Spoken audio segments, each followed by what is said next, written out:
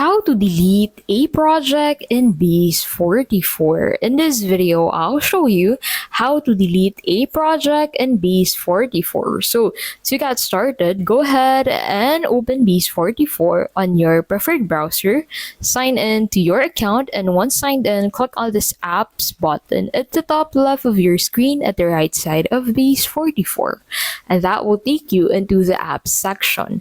In here, go ahead and open the application that you want to delete. So go ahead and click on dashboard from here.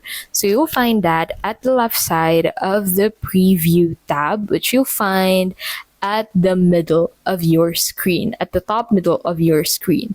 So you need to basically click on dashboard from here, click on settings under it, and then click on app settings under that. And then scroll down at the very bottom of app settings and you'll be able to find this delete application button.